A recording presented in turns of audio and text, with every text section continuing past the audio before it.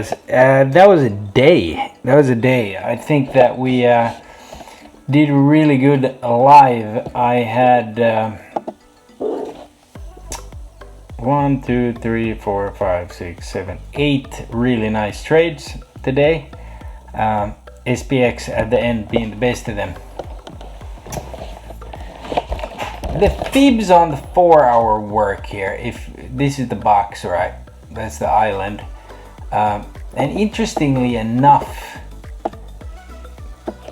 which makes this very suspicious to me, is that we when Europe opened, we went to close that gap because they needed to. And let me get rid of Mr. Fib, but he does work. And we came down here to this consolidation area, and we even undercut it. But most importantly here, am I hyper bullish? No, but everybody seems to be so bearish. I started zooming in here. Look at that stow. It's almost set up right. And then, ooh, where did I go with my Mr. McD? Hold on.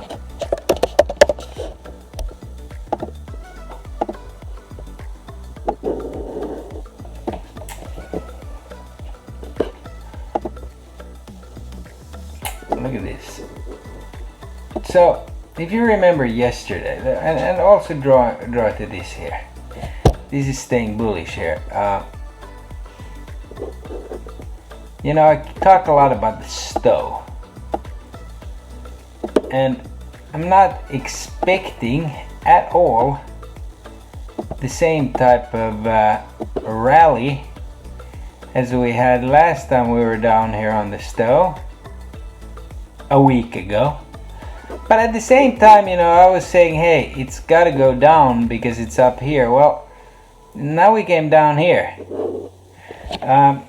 And again, shout out to Coach.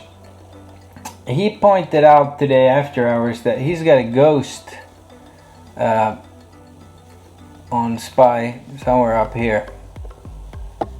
And I keep going back to this sheet show operation here.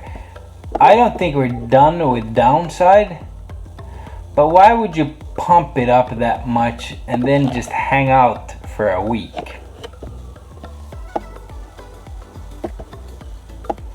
It would make sense that you at least go to try the top of that candle before you shit the bed. Now, remember last time we had a change of trend. We actually gapped down on it.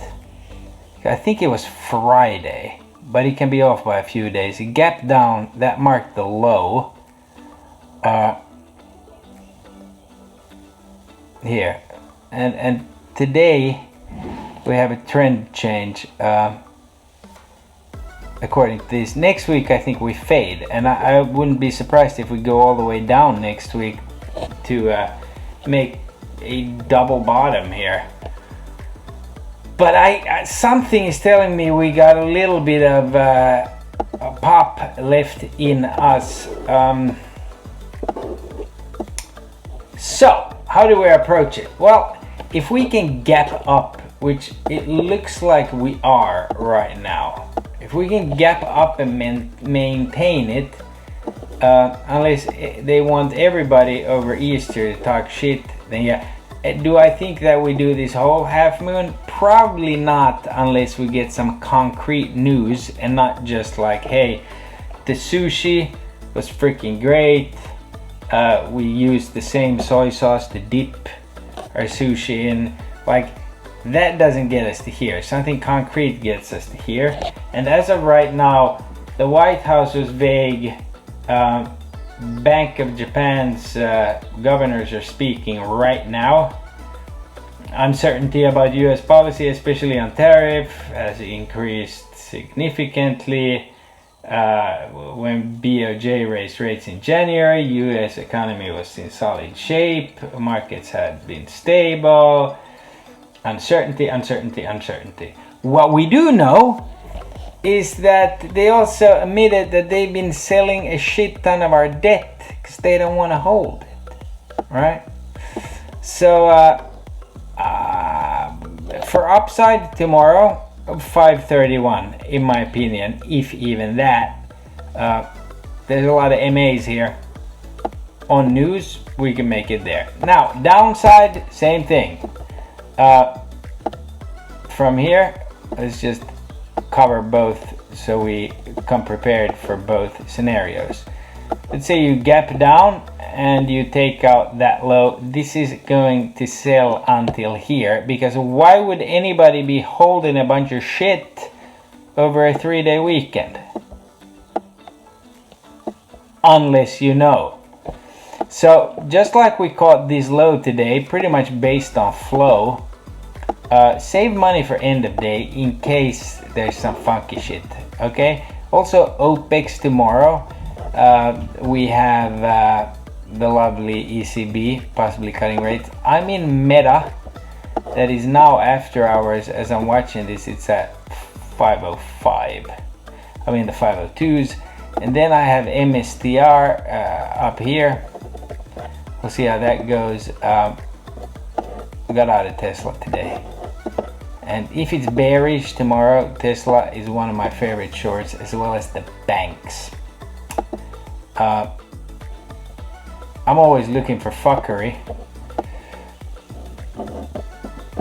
That could be some type of fuckery. Now, we had a very, very good and in-depth discussion today in the Full Moon Circle, and I just wanted to point out an important thing, and that is that it's that they were talking about H20 China specific chips. Blackwell never mentioned. Okay, but nevertheless, I still think that we need to make a deal because we are lagging in infrastructure so hard. But we'll see what happens, right? What else?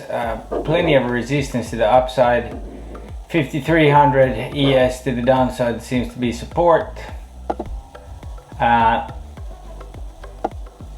Basically for tomorrow, we're just gonna trade what is moving.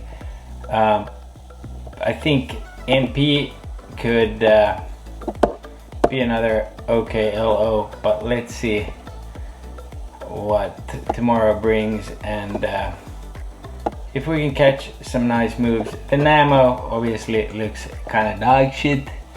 Needs to come down again to here for the actual leg up, but there's possibility for a pop and fade minimum.